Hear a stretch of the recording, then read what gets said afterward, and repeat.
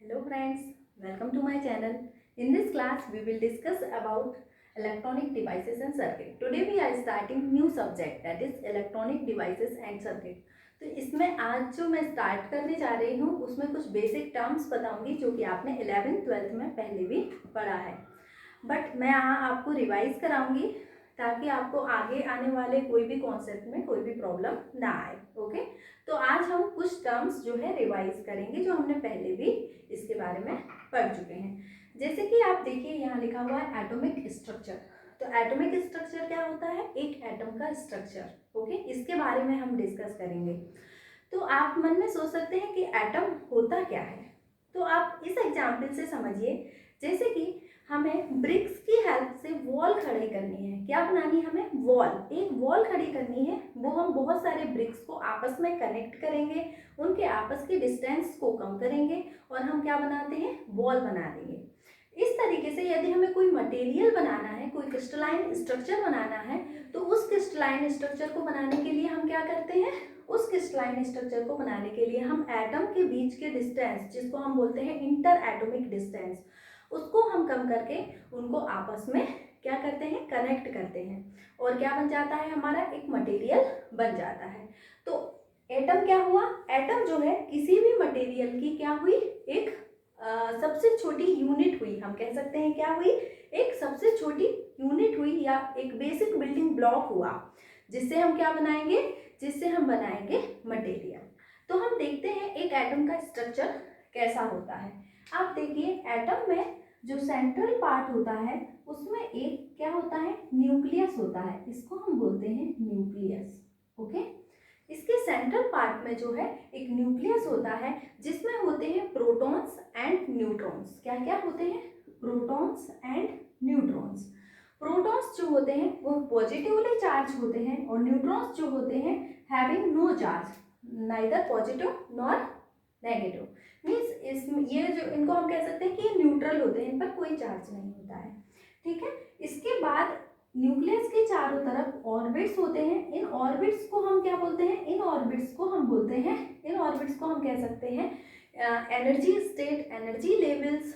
Okay, या orbits या stationery state, जिनमें होते हैं इलेक्ट्रॉन्स। क्या होते हैं? इनमें इलेक्ट्रॉन्स होते हैं और इलेक्ट्रॉन्स के ऊपर होता है नेगेटिव चार्ज। ओके, तो अभी तक हमने क्या पढ़ा कि कोई भी एटॉमिक स्ट्रक्चर की बात कर रहे हैं तो एक एटम के स्ट्रक्चर में सेंट्रल पार्ट में न्यूक्लियस होता है जिसमें प्रोटॉन्स और न्यूट्रॉन्स होते हैं। प्रोटॉन्स पॉजिटिवली चार्ज होते हैं, न्यूट्रॉन्स नेगेटिवली न्यूट्रल होते हैं।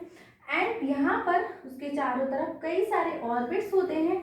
इनको हम energy state, stationery state, energy level ऐसा बोल सकते हैं।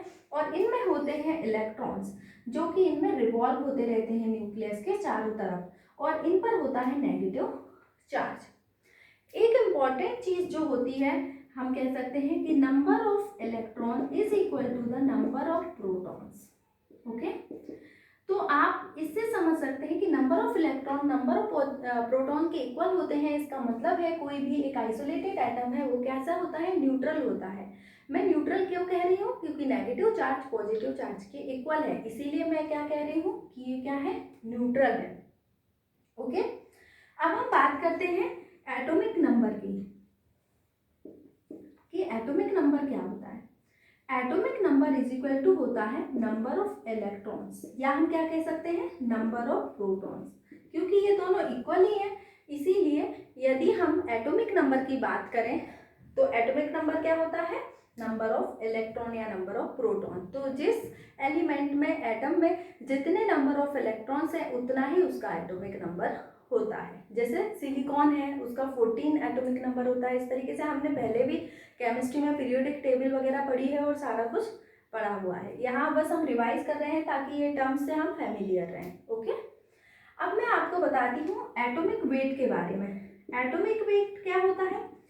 एटॉमिक वेट जो है इज इक्वल टू होता है number of neutron plus number of proton, क्योंकि जो भी वेट है वह न्यूक्लियस का ही वेट होता है। ऑर्बिट्स में तो बस इलेक्ट्रॉन्स होते हैं और इलेक्ट्रॉन्स का मास जो है नेग्लिजिबल होता है, उनका वेट जो है नहीं होता इतना कि उनको काउंट किया जाए। तो एटॉमिक वेट किससे कैलकुलेट किया जाता है? Number of neutron plus proton. तो न्यूक्लियस का जो वेट है वही होता है। अब किसी भी ऑर्बिट में कितने इलेक्ट्रॉन हो सकते हैं, इसके लिए एक इन्होंने लॉ दिया हुआ है, उसके अकॉर्डिंग 2n², किसी भी ऑर्बिट में 2n² मैक्सिमम इलेक्ट्रॉन हो सकते हैं।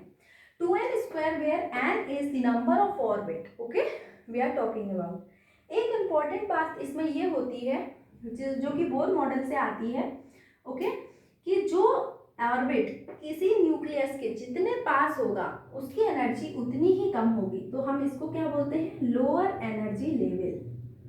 लोअर एनर्जी लेवल का मतलब है कि इस पर जितने इलेक्ट्रॉन है उनकी एनर्जी लोअर होगी एज कंपेयर टू, और जैसे कि हम बाहर जाते जाएंगे और हम यदि इस ऑर्बिट की बात करें तो हम इसको बोलेंगे हायर एनर्जी लेवल, क्योंकि यहाँ पर जो इलेक्ट्रॉन्स होंगे उनकी एनर्जी क्या होगी, ज़्यादा होगी।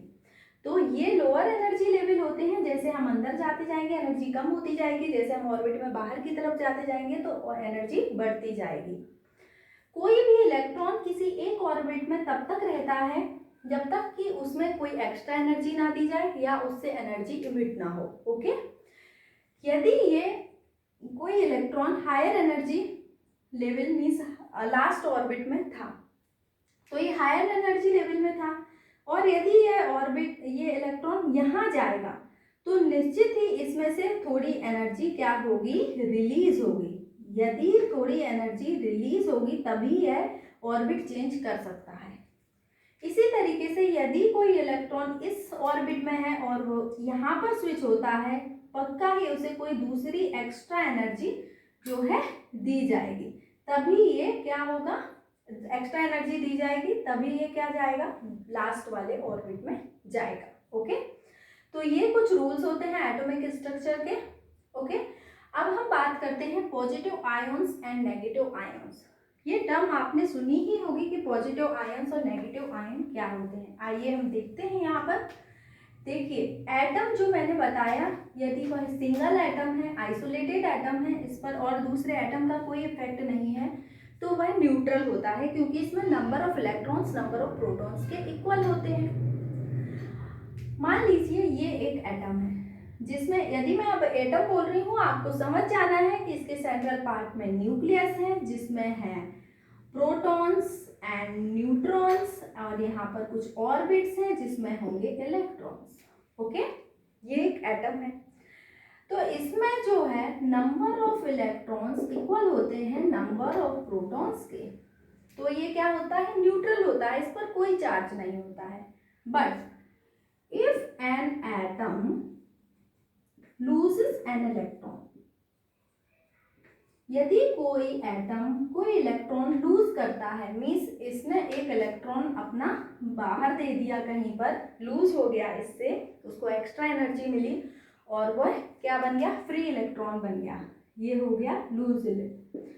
तो फ्री इलेक्ट्रॉन बनने से इस एटम का क्या स्टेट रहेगा, एक इलेक्ट्रॉन कम हो गया है, इसका मतलब नेगेटिव चार्ज कम हो गया है, तो ये क्या बन जाएगा, पॉजिटिव आयन, पॉजिटिव आयन, इसको हम बोलते हैं positive ion. When an atom loses an electron, it loses negative charge and becomes positive, that's why it is known as positive ions, okay.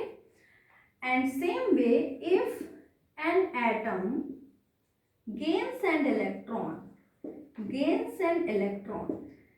यदि इसने बाहर से कोई इलेक्ट्रॉन एक्सेप्ट किया है, तो समझिए ये न्यूट्रल था बट इसने एक नेगेटिव चार्ज ले लिया है, तो ऑब्वियसली ये क्या बन जाएगा, नेगेटिव, और इसको क्या बोलेंगे हम, नेगेटिव आयंस, ओके। इस तरीके से हम डेराइव कर सकते हैं, हम डेफिनेशन लिख सकते हैं पॉजिटिव आयंस क्या होता है, और हम समझ सकते हैं कि नेगेटिव आयंस क्या होता है। नेक्स्ट पर हम चलते हैं वैलेंसी इलेक्ट्रॉन। मैंने आपको बताया कि एटॉमिक स्ट्रक्चर में सेंट्रल जो पार्ट होता है उसमें तो न्यूक्लियस होता है, और न्यूक्लियस में प्रोटॉन्स और न्यूट्रॉन्स होते हैं, और चारों तरफ जो ऑर्बिट है उनमें इलेक्ट्रॉन्स रिवॉल्व होते हैं चारों तरफ। तो जो लास्ट ऑर्बिट होता है इसको हम क्या बोलते हैं, आउटर मोस्ट ऑर्बिट, क्या बोलते हैं हम इसको, आउटर मोस्ट ऑर्बिट।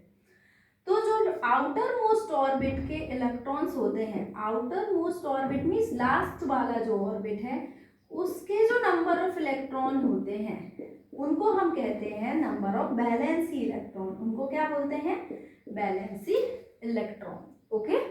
तो मैंने बताया valency electron means outer most orbit में जितने इलेक्ट्रॉन हैं वो बैलेंसी इलेक्ट्रॉन होते हैं। और बैलेंसी इलेक्ट्रॉन टर्म यहाँ बहुत इंपॉर्टेंट है, क्योंकि इस नंबर ऑफ बैलेंसी इलेक्ट्रॉन की हेल्प से ही हम एलिमेंट्स को डिवाइड करते हैं कि कौन सा मेटल है, कौन सा कंडक्टर है, कौन सा सेमीकंडक्टर है, किसकी फिजिकल और केमिकल प्रॉपर्टी किस तरीके से रहेंगे। ओके, तो नंबर ऑफ बैलेंसी इलेक्ट्रॉन के जो है बेस पर ही जो हमने पीरियोडिक टेबल पढ़ी है उसमें भी जैसे कि हमने पढ़ा था कि ये थर्ड ग्रुप के एलिमेंट है, ये फोर्थ ग्रुप के एलिमेंट है, ये फिफ्थ ग्रुप के एलिमेंट है, बोरोन, एल्यूमिनियम, यहाँ सिलिकॉन, जर्मेनियम, यहाँ फास्फोरस एंड आर्सेनिक, ये सब सारे जो हमने पढ़े थे कि थर्ड ग्रुप के, फोर्थ ग्रुप के, फिफ्थ ग्रुप के, किस आधार पर हैं?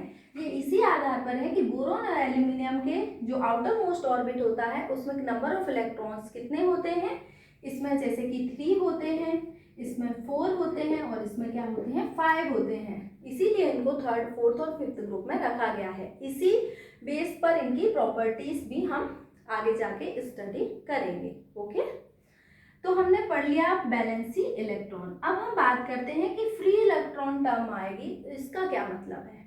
ओके, तो मैं बताती हूँ आपको, यहाँ पर जो आउटर मोस्ट ऑर्बिट में जो बैलेंसी इलेक्ट्रॉन होते हैं वो किसी ना किसी बॉन्ड से बंधे हुए होते हैं। इन पर क्या होता है, न्यूक्लियस का एक अट्रैक्शन फोर्स होता है। ओके, इसका एक अट्रैक्शन फोर्स होता है, तो ये यहाँ पर बंधे हुए होते हैं। बट जब इनको कुछ एक्स्ट्रा एनर्जी मिलती है या एक्सटर्नल इलेक्ट्रिक फील्ड अप्लाई की जाती है, हीट किया जाता है, तो कभी कभी ये इलेक्ट्रॉन यहाँ से इस एटम को छोड़कर फ्री हो जाते हैं। और जो ये फ्री होते हैं रैंडम में जो इलेक्ट्रॉन, उनको ही हम क्या कहते हैं, फ्री इलेक्ट्रॉन। और यही रिस्पॉन्सिबल होते हैं कंडक्शन ऑफ करंट के लिए। ओके, तो इसे समझ सकते हैं कि जिस मटेरियल में जितने नंबर ऑफ फ्री इलेक्ट्रॉन ज़्यादा होंगे, इसका मतलब उसकी कंडक्टिविटी ज़्यादा होगी, उसमें कंडक्शन ऑफ करंट उतनी ही अच्छी तरीके से होगा। ओके, तो आज मैंने आपको ये बेसिक टर्म्स बताई हैं। नेक्स्ट वीडियो में हम इसके आगे के टॉपिक लेंगे। So that's all for today. Thank you so much. If you like my video, please like, share and subscribe.